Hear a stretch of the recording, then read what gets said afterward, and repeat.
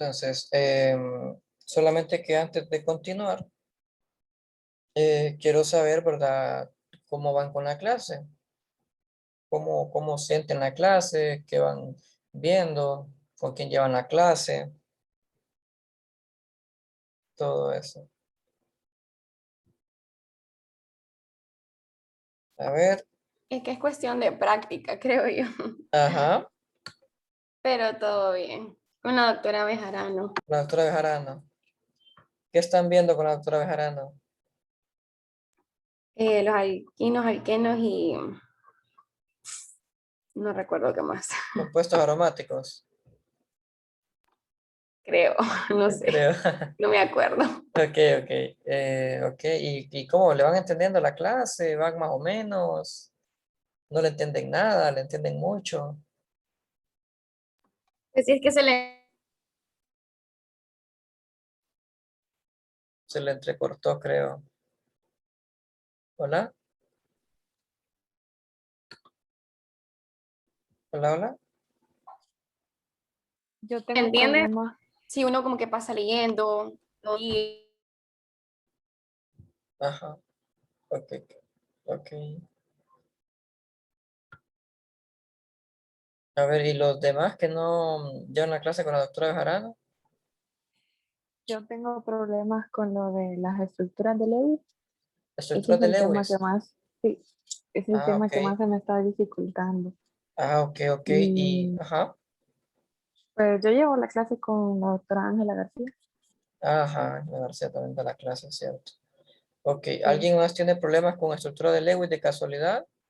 Que si no, incluso podríamos agarrar el horario de consulta para resolver esa deficiencia, ¿verdad? Lo que quieran. Entonces solamente sería cuestión de coordinarnos. Entonces, si quieren, ¿verdad? Me escriben más tardecito y me dicen, fíjese, David, que queremos que nos dé el reforzamiento sobre estructura de Lego. Yo sin ningún problema, pues puedo programar la clase para el día miércoles a las 7. Si quieren, ¿verdad? Entonces ahí me escriben si desean y pues perfectamente yo les podría dar ese reforzamiento, ¿verdad? Para los que tengan esa deficiencia. Ok, a ver, con química orgánica general en sí, ¿qué, qué entienden por química orgánica?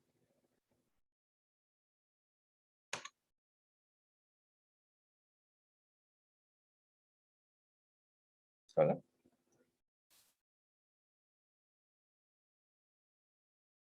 A ver, Cindy.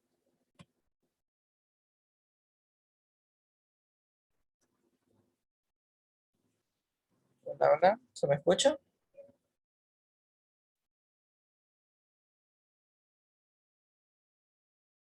Hola, jóvenes, ¿están ahí?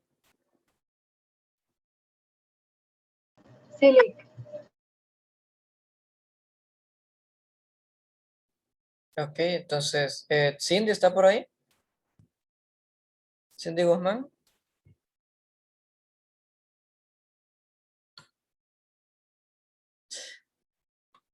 Ok, creo que Cindy no está. Vamos a ver.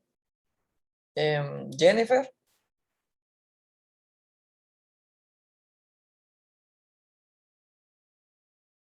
Jennifer.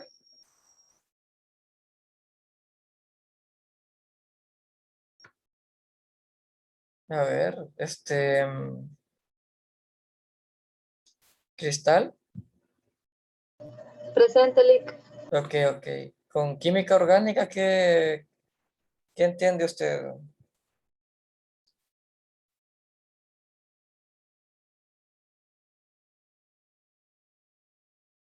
No estoy segura, no sé cómo definirlo, pero sí No, más en o sus menos. propias palabras, no es necesario que me dé la definición así exacta, pues. Con que usted me lo explique en sus propias palabras, está bien.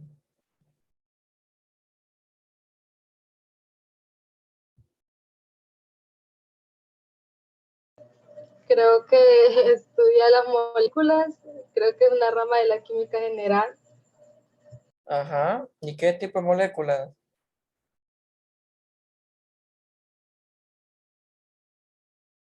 Pues ahorita lo que más estamos viendo son carbonos. Correcto. Ahí está. Pues sí, sí sabe. La química orgánica pues se refiere a eso, ¿verdad? El estudio de los compuestos con carbono, ¿verdad? Y más que nada porque el carbono es el compuesto principal de la vida en general. O sea, todos los seres vivos están compuestos en su mayoría por lo menos sus moléculas tienen átomos de carbono. Entonces, por eso es que se le dice que la química orgánica es la química de la vida. Ustedes han escuchado eso. En los primeros días creo que se los definen sus catedráticos. Entonces, es la química de la vida, ¿verdad? Y bueno, por lo general, ¿verdad? Todas las sustancias que provengan de seres vivos van a tener carbono, ¿verdad? O sea, lo que sé, pelo, uña, eh, cualquier sustancia, ¿verdad? Lágrimas, orina, ¿verdad? Los animales, cualquier cosa, ¿verdad? Va a tener compuestos químicos con carbono, ¿verdad? Entonces, por eso que son la química de la vida. Eh, ok, permítame. Entonces, por eso es que antes, ¿verdad? De ser la química orgánica que se conoce como actualmente se hace, ¿verdad? Como una ciencia exacta. Bueno, en sí la química ya estaba establecida en ese momento, ¿verdad? Pero la química orgánica, pues, todavía le faltaba. En sí la química, pues, hace mucho tiempo tenía bastante misticismo, ¿verdad? Estaba metida ahí la religión y creencias y cosas así, ¿verdad? Bueno, siempre ha sido así, ¿verdad? Con las ciencias, hasta que ya, pues, se define lo que es el método científico. Estamos hablando ya de los años 1800, ¿verdad? Ya hace varios días en sí, pero por ejemplo, antes pues de la química orgánica se conocía tal como es ahora, se creía que estos compuestos solamente podían ser sintetizados por seres vivos. Obviamente sí, ¿verdad? Todos los compuestos sintetizados por seres vivos son compuestos orgánicos, eso no se niega, pero no es que exclusivamente solo los seres vivos pueden hacerlo, ¿verdad? Em, pero antes sí se creía eso. Entonces había una teoría, que era la teoría pues que todo el mundo tenía adoptada en la química orgánica, que se le conocía como la teoría del vitalismo. Entonces estas personas decían, la teoría del vitalismo decía de que ningún compuesto orgánico podría ser sintetizado en un laboratorio. Solamente podría ser sintetizado por un ser vivo o por cualquier, bueno, sí, por un ser vivo, ¿verdad? Cualquier soplo de vida llamaban ellos. Entonces tenía ahí sus cositas, ¿verdad? Y se entiende, pues, porque la ciencia, pues, no estaba tan avanzada en aquel entonces, no había tantos descubrimientos y todo eso como lo tenemos ahora, ¿verdad? Nosotros ahora tenemos los libros a nuestro alcance, ¿verdad? Cualquier tipo de libro, cualquier tipo de información. Si usted sabe inglés, pues hasta se le abren muchas más puertas, ¿verdad? Porque hay mucha más información en inglés, ya sea de la ciencia que sea. Y bueno, la química no es la excepción.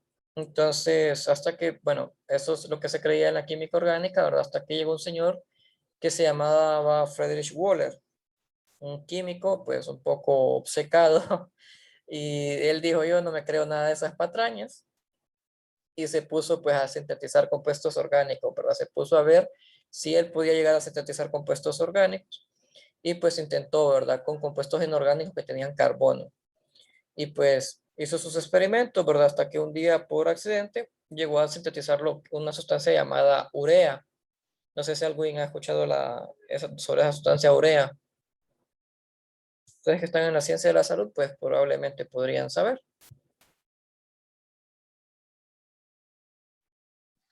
Yo creo que he escuchado que está presente en la orina, no sé si es verdad. No, sí, sí, Helen, está en lo correcto. Está en la orina y también sí creo que se puede encontrar en las heces fecales incluso. Entonces, En la obviamente, sangre, en la sangre no. Bueno, no, en la sangre no se podría, pero sí en la orina y en heces fecales se podría encontrar. Por eso es que más bien muchas veces estas sustancias se utilizan como fertilizantes. Tienen nitrógeno y bueno, el tema es que obviamente, ¿verdad? Es una sustancia orgánica y este señor la sintetizó en un laboratorio a partir de sustancias inorgánicas. Pero entonces fue aquí, pues, donde este señor echó abajo, ¿verdad? La teoría del vitalismo y bueno, ya es donde se pone la base, ¿verdad? Los cimientos sobre lo que es la química orgánica como tal. Y bueno, de aquí de la química orgánica se deriva la bioquímica y ya hay más cosas, ¿verdad? Muy interesantes.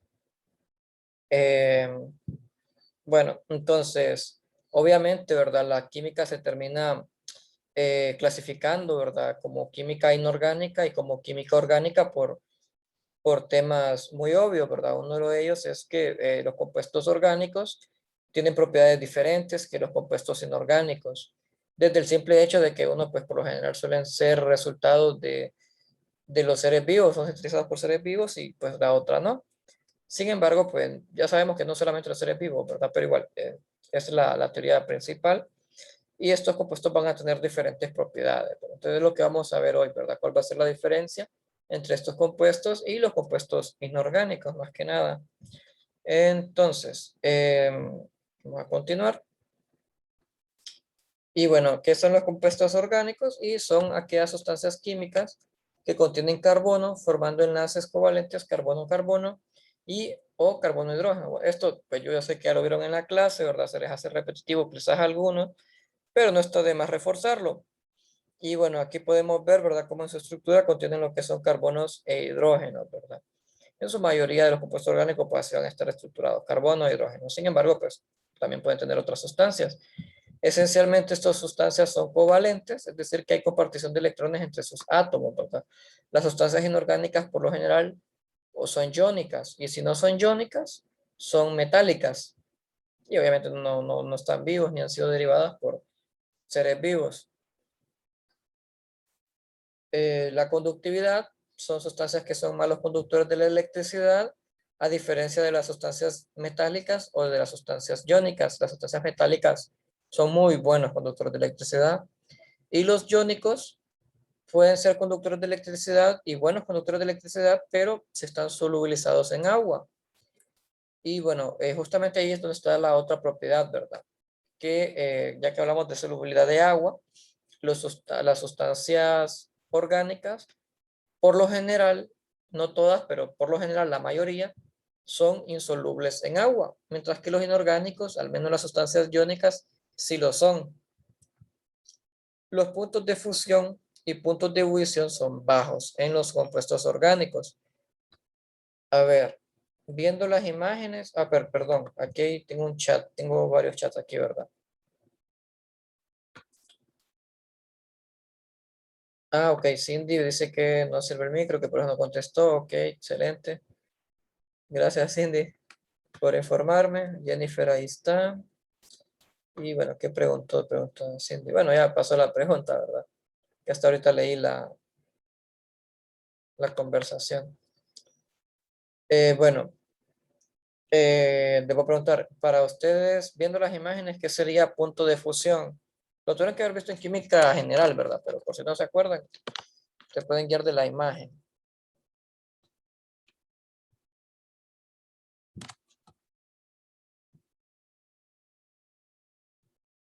Fusión creo que sería la imagen donde sale la olla. La olla, no. Reacción. No, ese sería el de ebullición. Y el fusión sería el que está el hielito.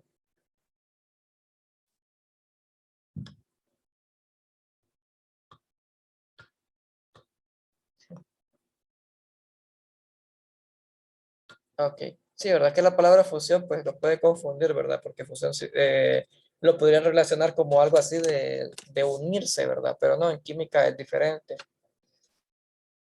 Punto de fusión se refiere cuando una sustancia pasa de estado sólido a estado líquido por acción de la temperatura. Entonces, por eso es que les decía, ¿verdad? El hielo, ahí se ve cómo el hielo se está derritiendo. Entonces, eso sería un punto de fusión. Ya está el hielo, que es sólido, pasa a ser agua líquida. Y el punto de ebullición es cuando estamos, bueno, sale la olla, ¿verdad? Se está calentando y sale vapor de agua. Una vez que esta agua alcanza los 100 grados Celsius. Ok, entonces,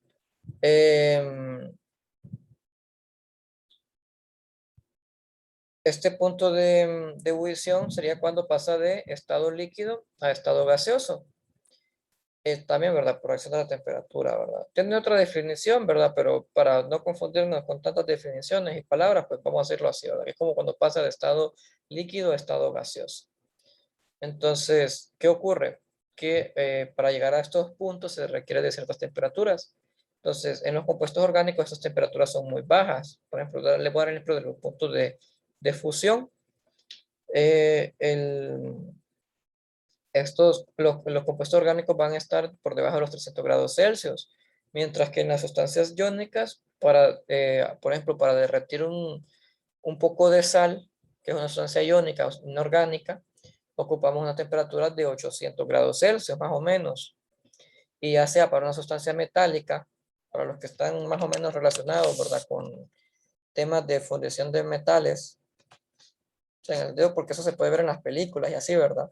Son temperaturas muy, muy elevadas, ¿verdad?, para poder derretir un metal. Estamos hablando de temperaturas de 3000, 4000 grados Celsius, o sea, temperaturas realmente exageradas, ¿verdad? Y para darles un parámetro, ¿verdad?, para que puedan ahí comparar, el agua hirviendo está a 100 grados Celsius. Ya se imaginará, quemarse con agua hirviendo es grave, ¿verdad? Entonces ya se imaginarán, ¿verdad?, qué temperatura deja de 3000, 4000 grados Celsius, qué tan caliente está, ¿verdad? Un accidente en esas plantas de metales son mortales. Pero bueno, no vamos a hablar de eso, ¿verdad? Entonces, eso sería lo que quiero decir con este punto, ¿verdad? Los compuestos orgánicos, puntos de fusión y ebullición bajo, los compuestos inorgánicos tienen puntos de fusión y ebullición altos. La combustibilidad, la mayoría de los compuestos orgánicos son combustibles, algunos son muy combustibles e inflamables, y además de que pueden ser volátiles. Cuando hablamos de volatilidad, estamos hablando de esa capacidad de desprender gases. No se disuelven en agua, ya lo habíamos dicho, ¿verdad? Por darles un ejemplo, es el aceite. El aceite es un compuesto orgánico. Recuerden que eso puede venir del vegetal, de plantas, orgánico, por eso mismo, ¿verdad? Desde ahí. Y bueno, me imagino, ¿verdad?, que más de alguno ha visto, ¿verdad?, lo que ocurre cuando se intenta mezclar agua y aceite. ¿Qué ocurriría si yo tomo un vaso y le agrego un poquito de agua y un poquito de aceite? ¿Qué es lo que logran observar en ese vaso? Voy a poner el ejemplo aquí. Que el aceite flota. El aceite flota, ¿verdad? O sea, no se van a mezclar y se van a formar dos fases, ¿verdad? Es que ustedes lo pueden ver. Tenemos que aquí, ¿verdad?, se separan totalmente, ¿verdad? Se separan, ¿verdad? Y el aceite queda en la parte superior y el agua queda en la parte inferior, ¿verdad? Menos que es un aceite de oliva por el frasquito. Entonces, es por lo mismo, ¿verdad? Porque no son solubles en agua. Y por más que yo agite ese vaso, siempre va a ser el mismo resultado, ¿verdad? Con el tiempo el aceite se va a ir hacia la parte de arriba y el agua va a quedar en la parte de abajo. Y por lo mismo podemos deducir las densidades, ¿verdad? Tienen densidades bajas. ¿Por qué tienen densidades bajas? ¿Por qué decimos que tienen densidades bajas? Bueno, siempre la sustancia que tenga una densidad menor se va a ir hacia la parte superior, ¿verdad? Y el agua es más denso, se va a hacer a la parte inferior. Entonces, bueno, esa es otra cosa, que la presencia de grupos funcionales puede aumentar la densidad de los compuestos orgánicos, pero eso ya es otro tema. Presentan isomería y tienen la capacidad de poseer fórmulas idénticas, en el número y el tipo de elementos involucrados, pero organizados de una manera diferente, lo cual se traduce en un compuesto final totalmente distinto y con propiedades diferentes, es decir, poseen la misma fórmula molecular, pero diferente fórmula estructural. Y bueno, vamos a verlo de esta forma para que se entienda, ¿verdad? Tenemos el alcohol etílico y el éter dimetílico, que son sustancias diferentes, pero a la hora de ver sus átomos podemos ver que son los mismos, ¿verdad? Mismos átomos y misma cantidad. Entonces, si nos fijamos, el carbono, hay 2 átomos de carbono en esta molécula, y aquí, en la otra, podemos observar que efectivamente también hay 2, ¿verdad? Si nos vamos con los hidrógenos, nos podemos fijar que hay 2, 3, 5, 6 hidrógenos. Y si nos vamos hacia la otra molécula, vamos a ver que efectivamente, ¿verdad?, también va a tener 6 átomos de hidrógeno. Y con el oxígeno solamente hay 1 en ambas. Sin embargo, si se fijan, están estructurados de manera diferente, aunque sean los mismos átomos y el mismo número de átomos, están estructurados de manera diferente y van a tener propiedades diferentes. Entonces, cuando tenemos esto, es que en química lo llamamos como isomería.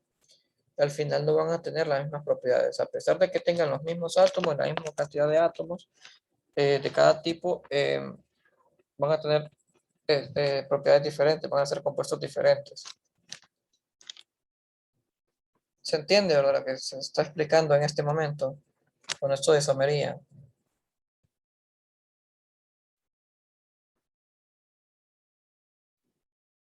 ¿Jóvenes? Sí, Lick. Ok. Entonces, bueno, en los compuestos inorgánicos esto no ocurre. Y bueno, la reactividad. Los compuestos orgánicos tienen una reactividad muy lenta y los tipos básicos de reacciones químicas orgánicas son reacciones de adición, de eliminación o de sustitución. Y por lo general, como decía aquí, ¿verdad? Son reacciones muy lentas y que se tienen que llevar a cabo bajo circunstancias, condiciones muy extremas, ¿verdad? Porque se llevan a cabo. Mientras que las sustancias inorgánicas no es este el caso, no es este caso, caso diferente. Bueno, aquí tenemos unas reacciones, ¿verdad? Y bueno, aquí están un cuadro comparativo para que vean las diferencias entre los compuestos orgánicos y los inorgánicos. En los compuestos orgánicos, los elementos constituyentes son carbono, hidrógeno, oxígeno, nitrógeno, azufre, fósforo y halógenos. Estos son los compuestos que forman los orgánicos, ¿verdad? Son muy pocos realmente. Lo que pasa es que, como pueden ser cadenas largas y hay repetición de estos mismos elementos, se pueden hacer estructuras muy diferentes y muchas estructuras, ¿verdad? Una cantidad muy grande de estructuras orgánicas, ¿verdad? O sea, se supone que hay más compuestos orgánicos que compuestos inorgánicos, a diferencia de que contienen menos tipos de átomos, de elementos. Mientras que los compuestos inorgánicos, bueno, contienen 103 elementos, o sea, toda la tabla periódica. Sin embargo, no forman tantos compuestos, ¿verdad? Por eso es que la química orgánica es totalmente una ciencia aparte, ¿verdad? Se clasifica la química, se parte, ¿verdad? La química orgánica, pues ya es otra ciencia prácticamente, ¿verdad? Siempre en química, pero es una rama de la química. El estado físico, por lo general los compuestos orgánicos son líquidos o gaseosos, aunque también pueden ser sólidos sin ningún tipo de problema, pero por lo general entre los líquidos y gaseosos altos. Mientras que en los compuestos inorgánicos no hay problema, ¿verdad? Podrían ser cualquiera de las otras tres fases. La volatilidad, los compuestos orgánicos por lo general pueden ser volátiles, mientras que los compuestos inorgánicos no. La solubilidad en agua, los compuestos orgánicos por lo general son insolubles, mientras que los inorgánicos son solubles, ¿verdad? Y viceversa, también los compuestos orgánicos pueden ser solubles en solventes orgánicos o solventes polares, mientras que los inorgánicos no son solubles en este tipo de compuestos.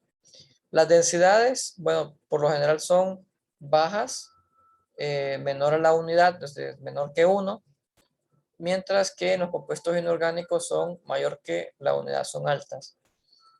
Las velocidades de reacción a temperatura ambiente son lentas con rendimiento limitado, mientras que en los compuestos inorgánicos son rápidas con alto rendimiento. La temperatura superior son moderadamente rápidas hasta explosivas, mientras que las inorgánicas son muy rápidas. Densidad de catalizadores, sí, por lo general las necesitan con frecuencia, mientras que los inorgánicos no. Catalizadores es una palabra rara, quizás para algunos, ¿verdad? Diferente o nueva. Entonces quiero saber si alguien de casualidad sabe qué es la palabra catalizador.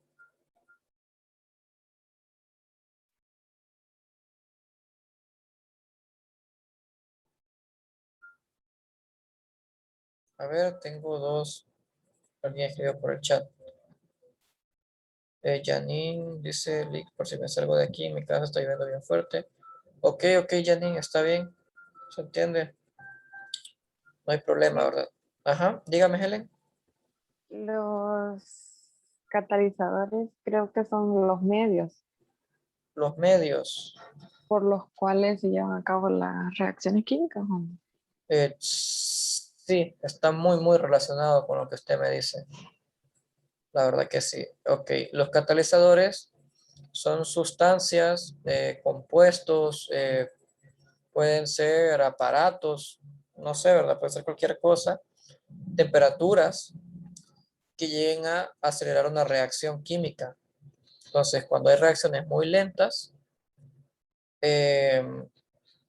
por lo general lo que se busca es ponerle un catalizador a esa reacción para acelerar esa reacción y no se lleve de manera muy lenta. Entonces, eso. De ahí, por ejemplo, hay catalizadores naturales en sí, ¿verdad? En nuestro organismo, en los cuerpos de muchos seres vivos, hay catalizadores naturales. Quizás algunos los han escuchado por ahí, ¿verdad? Son las enzimas. Entonces, en nuestro cuerpo, en nuestro organismo o en algún animalito, ¿verdad?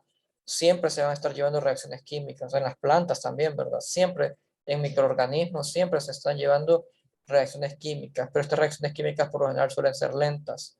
Entonces, para no morirnos, ¿verdad? O enfermarnos, porque no se están llevando a cabo estas reacciones químicas, el cuerpo tiene enzimas, con esto se las arregla, ¿verdad? Y estas reacciones químicas se llevan a cabo de manera rápida y con eficiencia gracias a ella. Porque si hay una deficiencia de alguna enzima en nuestro organismo, nos vamos a enfermar, porque cumplen ciertas funciones importantes. Y los tipos de enlaces en los compuestos orgánicos por lo general son covalentes, mientras que en los inorgánicos son iónicos o metálicos. Y bueno, aquí iría ya a lo que es el procedimiento experimental de la primera práctica, pero antes de comenzar, vuelvo y pregunto, ¿tienen alguna duda, tienen alguna consulta que hacer o algo que no entendieron?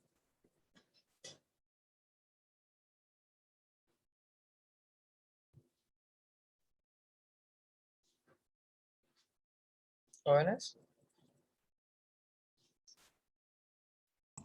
Para mí todo quedó claro, Luis. Ok, perfecto, Sofía. ¿Los demás?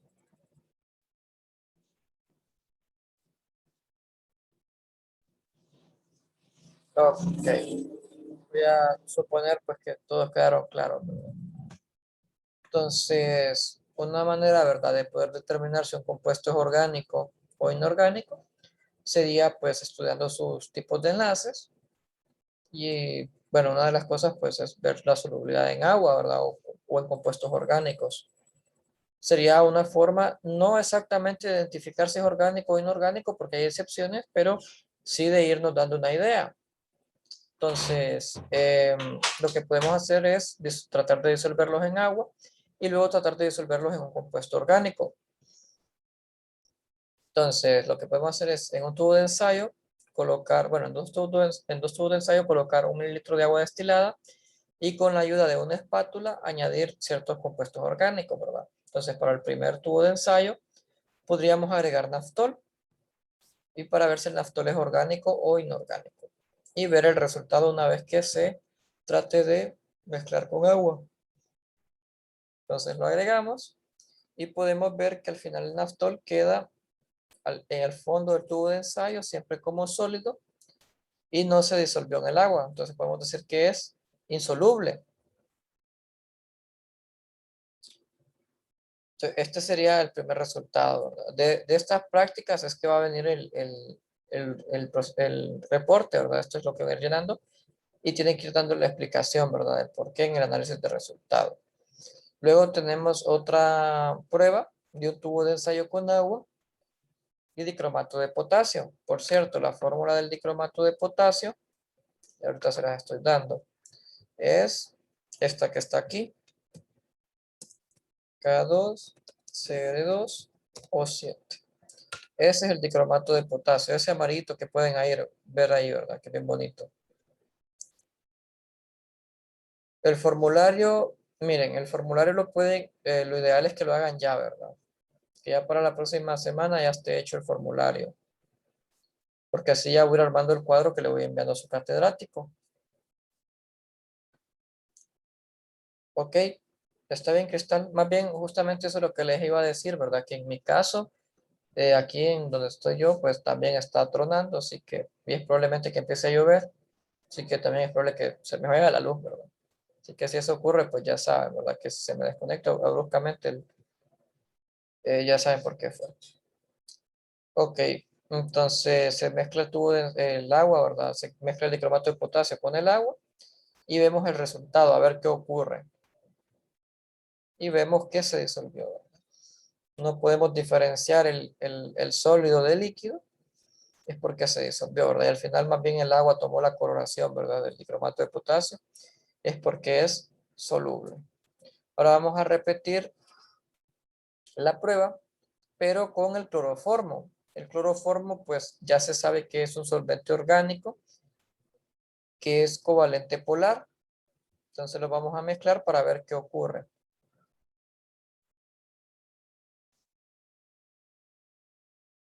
Permítanme.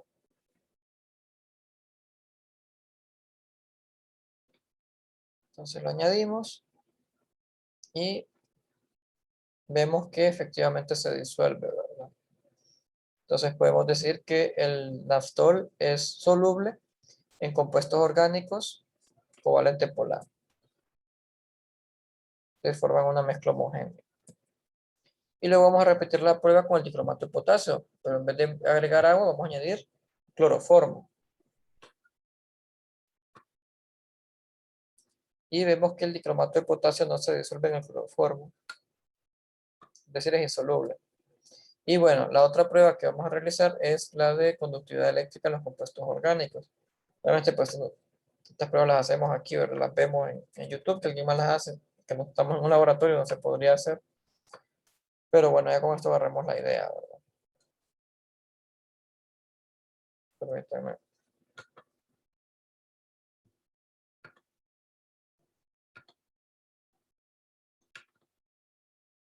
Vamos a abrir aquí, ¿verdad? En el navegador este enlace para ver la prueba de la conductividad eléctrica.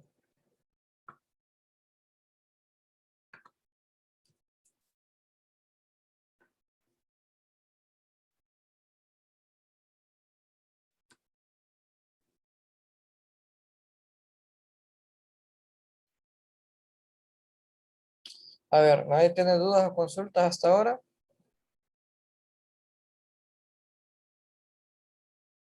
No, Lick, todo bien hasta ahorita. Ok, perfecto.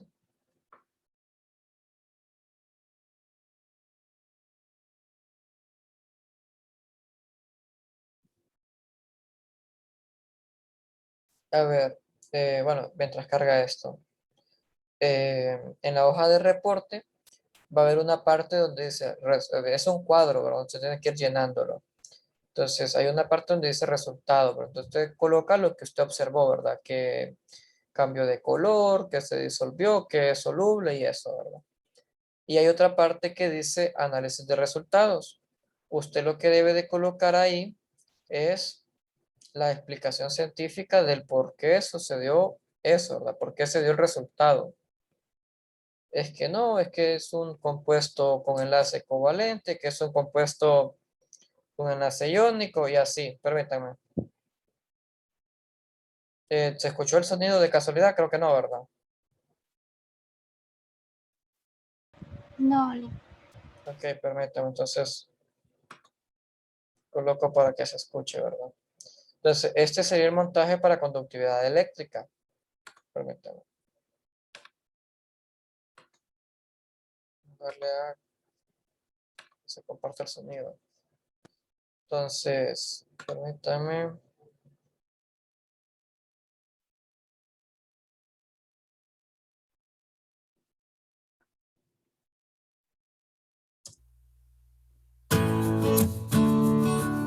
Están los ingredientes que vamos a utilizar.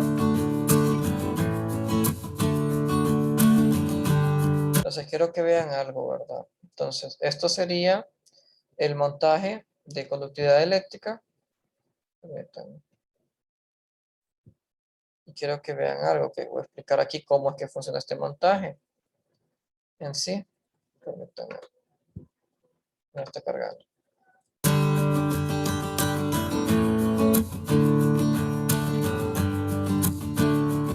Entonces, aquí lo que ellos tienen es una batería, que es la que va a proveer la energía eléctrica, ¿verdad? Para el experimento. Y tenemos dos cables. ¿Verdad? Que está anclado al polo negativo, creo. Y este está conectado a una pequeña lamparita, que si le llega la corriente, va a encenderse. Y este pues va aquí a este otro cable, Y aquí tenemos el otro cable al polo positivo. Bueno, aquí no se logra ver, ¿verdad? Pero está ahí abajo, que es este que está aquí. Entonces, ¿qué ocurre? Si nosotros uniéramos estos cables, inmediatamente tendría que encender la lamparita, ¿verdad? Porque la corriente eléctrica estaría pasando, estaría fluyendo del polo positivo al polo negativo. Así es como funciona la corriente. Bueno, al menos en una batería. Entonces, ¿por qué se cerraría el circuito al unir estos dos cables? En este caso, pues no es ese el caso. No está cerrado el circuito. Sin embargo, se sumerge en una sustancia, y si esta sustancia es conductora de electricidad, de la sustancia va a conducir la electricidad, y se va a cerrar el circuito y el bombillo va a encender. Si es conductor de electricidad, el bombillo enciende. Si no es conductor de electricidad, no enciende. Si es un conductor medianamente bueno, la luz va a encender, pero moderadamente. Ahora, si es un buen conductor de electricidad, esa luz va a encender con bastante intensidad. Entonces, en este caso, van a probarlo con el agua común y corriente de grifo, a ver si enciende. Y vemos, ¿verdad?, de que efectivamente se enciende, pero con poca intensidad. Muy poca intensidad. Luego vamos con el azúcar, sustancia covalente polar o covalente no polar. Vemos que enciende, ¿verdad?, de manera moderada, un poquito más que el agua. Vamos con la sal, que es una sustancia iónica, y vamos a ver la diferencia con respecto a las otras. La luz bastante fuerte.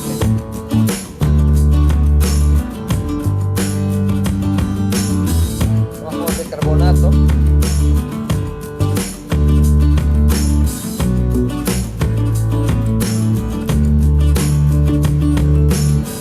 Bastante fuerte.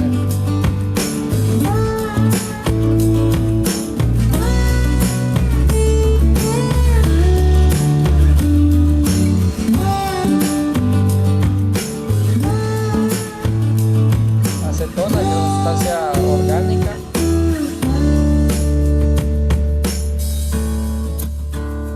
Y vemos, ¿verdad?, que el foquito, nada, la lamparita no enciende.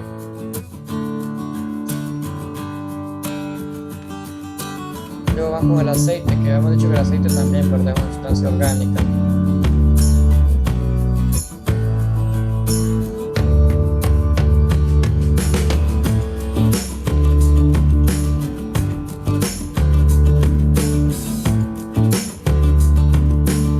Entonces, esos serían los resultados, ¿verdad?